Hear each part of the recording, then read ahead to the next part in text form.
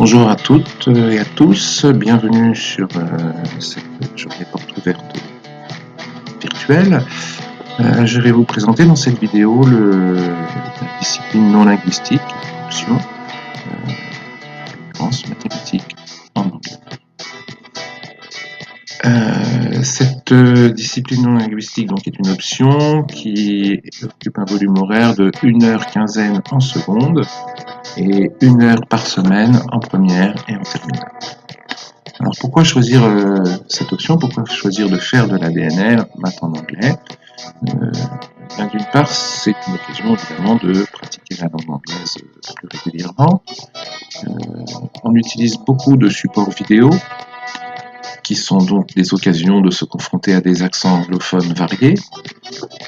Ces vidéos peuvent être soit des supports d'une activité, qui présente une situation qu'on va étudier, et qu'on va étudier souvent avec des modélisations mathématiques, mais ça peut être aussi des conférences qui traitent d'un sujet des mathématiques. Je vous présenterai des exemples. On peut aussi, on va au travers de ces activités, de ces vidéos, évidemment travailler comme en langue, le vocabulaire et la grammaire, avec une spécificité ici, c'est qu'on aura du vocabulaire lié à la discipline, aux mathématiques, et on essaiera aussi assez fréquemment d'enrichir le vocabulaire des élèves avec des mots du vocabulaire général.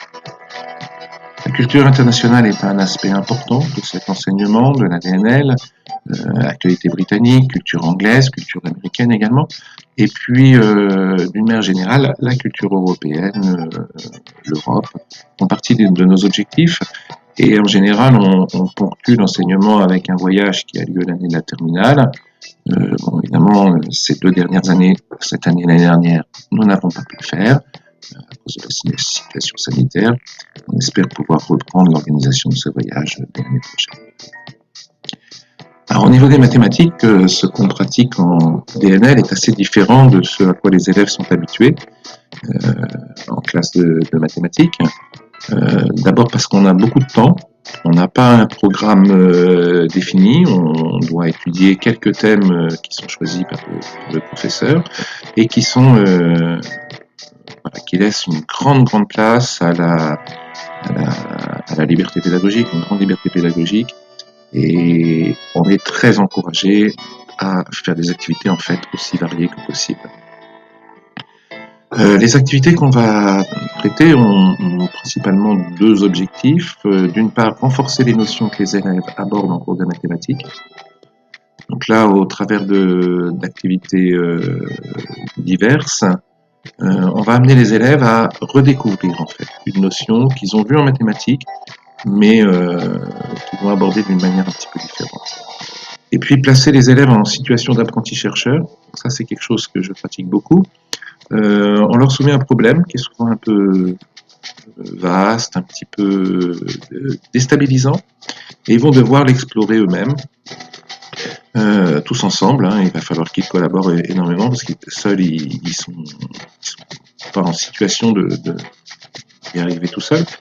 Ils vont expérimenter, ils vont apprendre à expérimenter en prenant des exemples, des cas simples qu'on sait résoudre facilement, et puis progressivement chercher quels sont les cas particuliers, puis ensuite aller généraliser. Et l'étape finale d'un travail comme celui-là, c'est une fois qu'on a découvert une propriété, qu'on a compris comment ça marche, il faut prouver que c'est toujours vrai, que ce qu'on a observé dans quelques exemples, au travers de quelques exemples, peut être généralisé. Et c'est exactement toutes les étapes du travail d'un mathématicien. C'est vraiment un travail collaboratif qui va les amener à échanger. L'idée, c'est qu'ils échangent en anglais. Malheureusement, c'est un petit peu difficile encore pour eux. Ils ont déjà du mal à formuler leurs idées clairement sur ces activités. Donc très souvent, je les invite à formuler en français. Et puis ensuite, on reformule en anglais tous ensemble. Ce qui nous amène aussi d'ailleurs à reformuler le fond principal. L'ensemble du travail qui est mené en DNL est énormément basé sur l'oral, qui est vraiment au centre de cet enseignement. L'examen terminal du bac est un oral de 10 minutes, où l'élève doit présenter un travail réalisé, qu'il choisit, réalisé pendant l'une des 3 années de la DNL. Donc on travaille énormément à l'oral, les élèves sont amenés à faire des présentations, alors plutôt à partir de la première, parce qu'en seconde c'est encore un petit peu délicat pour eux, ils découvrent un petit peu cette activité pour la plupart, mais à partir de la première et de façon massive en terminale, ils font des présentations, ils viennent exposer des problématiques, des problèmes mathématiques. Je vais vous montrer quelques exemples de choses qu'on fait en DNL. Donc, par exemple, ici, une activité qui est faite pour découvrir un petit peu certaines lois en probabilité. Donc, il y a une activité interactive. Donc là, par exemple, j'ai lancé 100 fois les 2 roues qui sont ici et on regarde la somme des 2 résultats. Par exemple, sur l'écran, là, vous avez 4 et 2, donc 6. Et on dresse ici un histogramme de fréquence de l'obtention des différents résultats, qui a une certaine forme. Et à partir de cette observation, on peut répéter, on peut faire autant de tirages qu'on veut, on peut les lancer un par un, ou 100 ou 500 par 500, etc. Et à partir de tout ça, on leur pose un certain nombre de questions, et ils vont être amenés à réfléchir, tiens, pourquoi ça marche, pourquoi j'obtiens tel résultat, et découvrir ainsi certaines lois mathématiques. Un autre exemple ici, c'est assez différent, il s'agit d'un problème d'arithmétique. Donc ici, les élèves ont un certain nombre d'étoiles disposées sur un... Alors, on peut faire varier le nombre d'étoiles. Donc on va leur proposer de partir d'un point et rejoindre un autre. Et regardez le dessin qu'on obtient. On peut, au lieu d'aller au voisin, aller 2 crans plus loin. Et puis, on peut aller 3 crans plus loin. Et on s'interroge sur pourquoi, dans certains cas, par exemple ici, on visite tous les points. À partir de ce point-là, je suis allé 3 crans plus loin, puis de 3 en 3, et j'ai fait tout le tour et j'ai visité tous les points. Par contre, quand je vais ici, je ne vais pas visiter tous les points, certains points ne sont pas visités. Alors donc on a 2 nombres ici, on a le nombre d'étoiles et puis le décalage, on est parti du 2e point, on a 10 et 2. Alors pourquoi quand je choisis 10 et 2, eh bien finalement je ne vais pas visiter tous les points, alors que par exemple si je choisis 10 et 3, je vais visiter tous les points. Donc ça c'est des problèmes d'arithmétique, derrière ça se cachent des nombres premiers, et puis des décompositions en facteurs premiers et des problèmes de plus grands diviseurs communs.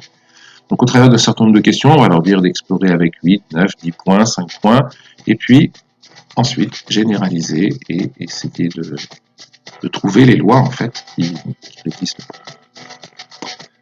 Autre exemple, il s'agit ici de quelque chose qui est quand même un peu plus technique, qui va pas être abordable en seconde, mais plutôt à partir de la première. Ici, on un problème assez concret, on a des gouttières en plastique et on veut trouver la forme qu'on doit donner à cette gouttière pour, en utilisant la même quantité de matière, obtenir une gouttière qui a le plus grand volume possible, qui pourra évacuer la plus grande quantité d'eau possible. On travaille sur différentes formes, rectangulaires, triangulaires ou circulaires, et dans chaque cas, la problématique est différente. Ce qui est difficile ici pour les élèves, c'est pas la résolution mathématique du problème, c'est-à-dire qu'une fois qu'ils ont bien posé leur problème, la résolution, ils savent le faire. Ce qui est plus difficile et ce qui est important aussi à apprendre, c'est comment je vais formaliser, avec mes outils mathématiques, mes connaissances en mathématiques, formaliser un tel problème. Et c'est cette étape-là qui pose le plus de problèmes et qui demande un certain apprentissage aux élèves. Donc de remobiliser en fait les connaissances mathématiques, mais pour réinvestir dans des problématiques de ce genre. Un autre exemple, celui-ci à base de vidéo. Ici, on a 3 personnes, 3 élèves, Phébé, Alice et Luc, qui vont dessiner tous les 3 la même figure.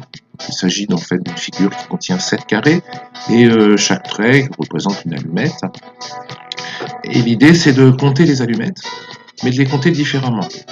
Les 3 élèves vont faire un dessin différent, vont pratiquer différemment, et en fonction de la façon dont ils vont avoir dessiné la figure géométrique, on va adopter une façon de les compter qui va être assez différente. Et au travers de cet exercice-là, on va redécouvrir la notion de suite arithmétique et de somme des termes d'une suite arithmétique. Alors, toujours dans le domaine des suites, voilà une autre activité interactive. Ici, on a un nombre, ici il vaut 0, qu'on peut faire varier. Et en fonction du nombre qu'on va choisir, on va avoir certaines lampes qui vont s'allumer ou pas. Donc ici, quand j'obtiens le nombre 6, j'ai allumé la lampe verte et la lampe bleue. Et il y a une règle qui détermine l'allumage ou non d'une lampe en fonction du nombre qui est choisi. Chaque lampe a sa propre règle. Les élèves vont devoir découvrir la règle, trouver la règle, et vous voyez qu'il y a différents niveaux, niveau 1, niveau 2, niveau 3. Au niveau 1, les règles d'allumage sont des suites arithmétiques, et puis au niveau 2, ça va être des suites d'un type un peu plus compliqué, et encore plus compliqué au niveau 3. Alors, là encore, on est en train de travailler sur des suites numériques, donc c'est des sujets qui sont abordés en première, mais on peut aborder cette activité dès la seconde, et les élèves vont pouvoir, sans disposer des outils mathématiques précis, mais ils vont quand même pouvoir explorer le problème et quand même pouvoir trouver les nombres, et ils pourront, en classe de première, reformaliser ce problème avec des outils mathématiques plus généraux. Un autre type d'activité, ici il s'agit d'une conférence de Arthur Benjamin, je vous en ai parlé un petit peu au début de la vidéo.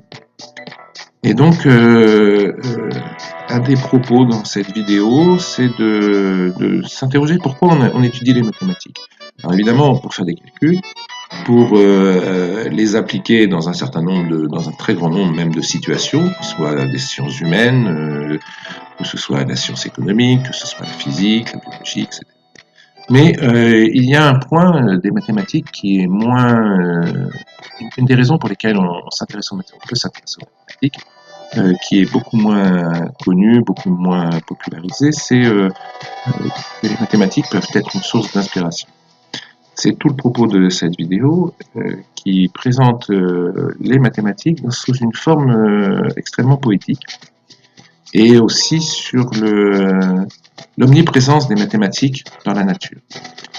On va les retrouver dans un très très grand nombre. Alors il s'agit des nombres de Fibonacci. On va retrouver ces nombres-là dans un très grand nombre de cas, aussi bien dans le monde végétal que dans le monde animal. Et on s'interroge pourquoi et qu'est-ce que ça peut nous raconter sur le monde qui nous entoure. Cette activité est intéressante, elle provoque toujours des débats et des prises de position très très variées de la part des élèves. Elle stimule leur curiosité. Certains sont d'ailleurs assez allergiques à cette vision-là, parce qu'ils aiment bien les choses plus scolaires. Beaucoup vont y trouver et y puiser beaucoup d'inspiration. Et en tout cas, ça suscite toujours des débats et des discussions assez intéressantes et complètement différentes d'une classe à une autre, d'une année sur l'autre, quand je présente cette activité. Voilà, j'espère que vous avez réponse aux questions que vous pouviez vous poser concernant la DNL. Et vous pouvez nous rejoindre. Alors, comme je suis aussi pris par d'autres salons virtuels, je ne pourrai vous accueillir que sur des créneaux horaires. Donc, j'ai fixé 9h30 à 10h et 11h30 à midi. Pour l'ouverture du salon virtuel, vous avez le lien qui est ici et vous pouvez cliquer sur le lien et venir poser vos questions dans le salon virtuel. Je vous souhaite une bonne journée et je vous souhaite la bienvenue si vous nous rejoignez au lycée l'an prochain.